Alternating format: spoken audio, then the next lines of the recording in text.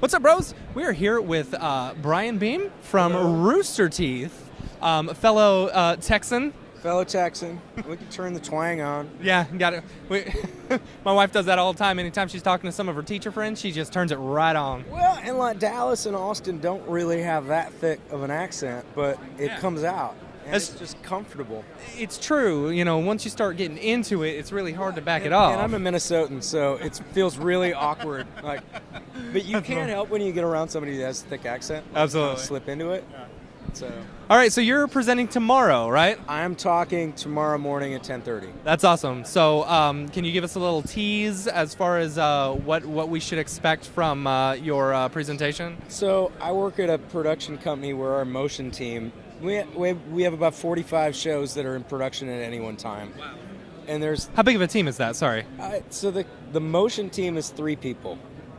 And 45 shows at any one point in time. Wow. So a lot of what we're going to be talking about tomorrow in class are the things that we have to do to be able to push content out.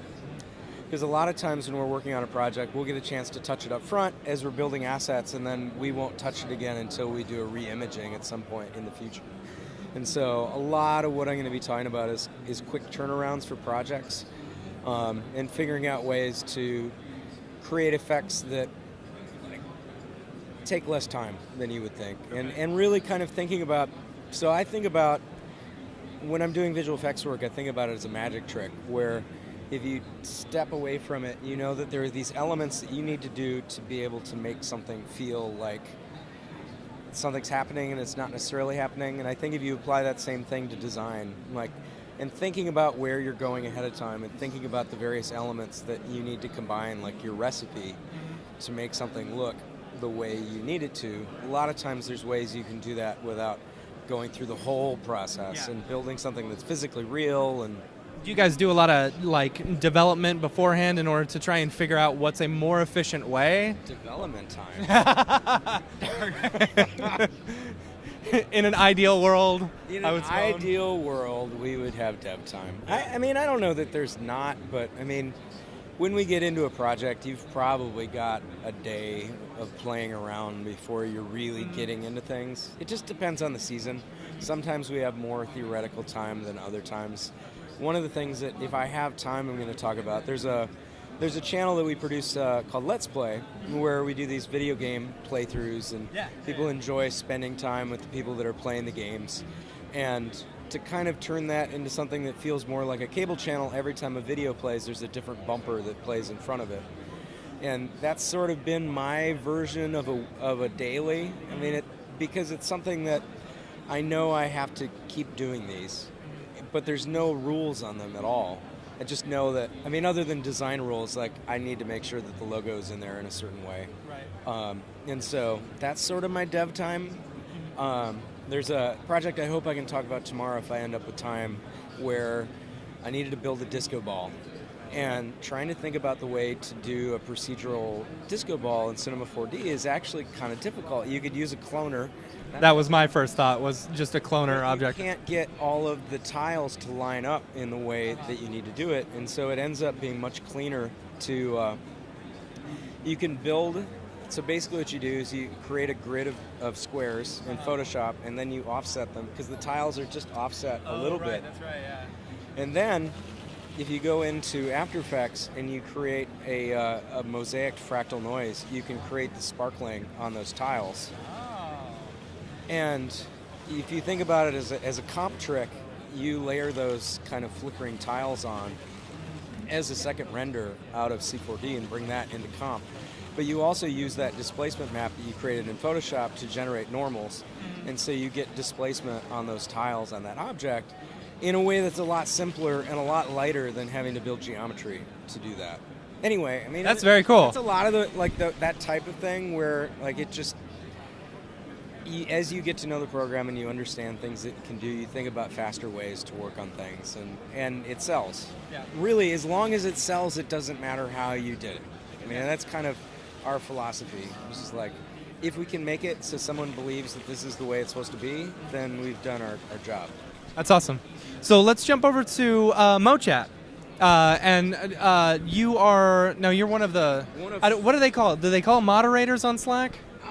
Admins, okay. Moderate. I mean, it's really more moderators because we moderate the discussion every week. So MoChat is a Twitter-based motion design group that anybody who follows the hashtag MoChat every Tuesday night at 9 o'clock Eastern and 6 o'clock Pacific can come and hang out. And honestly, MoChat has been probably one of the best things in my life. There was a few years ago where, being a motion designer can be a very isolating thing.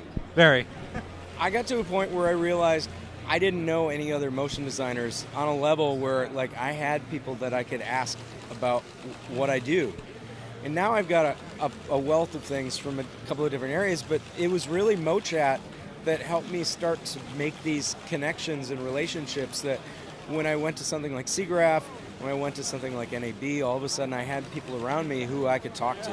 And it was all because I can get online. That's the other thing. As a dad, getting out to events in the city can be really difficult. Yeah, very difficult. And so being able to pop onto Twitter and have a big group of people who are all specifically talking about one topic every week has been a really great thing. And week to week it changes in who shows up. But the nice thing about it is the moderators are very focused on driving discussion, and so it's not just someone getting up and well, this is how it is, and da-da-da-da-da. Yeah. And so, it can be actually kind of be sort of a challenge in figuring out, okay, what are the questions that I need to ask to get people actually engaging? But it's been really cool, and I'm really thankful that I've had a chance to help Paul Canigliaro, as our founder, and to help run it. That's cool. That's really awesome. I've really enjoyed watching a lot of the MoChat streams, and you guys have had a whole slew of different topics and stuff, and it's really really cool, especially to build that group. Now you also are an admin or a moderator on the Slack channel. Is that correct? No, I'm not an admin. I'm just there. I'm the crabby old man. He's there's this. If you've not been to #motiondesign.com, there's a Slack. Slack is this community that has all of these channels that mostly it's for work. I've got a work Slack, but there's this motion design community, and MoChat is nice because it meets once a week. But in between then, sometimes I just need to ask somebody something. And I like Slack because it feels much more like a hive mind on the other side of my computer, that there's just an open, ongoing dialogue. Yeah. If you go to a forum, you submit something and you're not sure if you're ever going to hear back, or it could be days. For sure. There's sort of an instant reaction. I had a question the other day. And I was like, I don't know who I should ask. I threw it up to Motion Design and literally had 5 answers within a couple of seconds. It's amazing. Yeah. And there's also a channel called the Rants channel. Rant? Yeah, so we have this. So if you don't pay for Slack, every 10,000 messages, things disappear. And we actually think of that as a feature. Okay. So, there's a Rants channel, and when I've been crunching on a project, it's definitely really nice to have a place to just kind of scream at the sky, and that it's going away. It's been, honestly, I think it's one of the things that helps keep me sane as a designer, and also just has helped me build a lot of relationships that really, you're only as good as the people that are around you.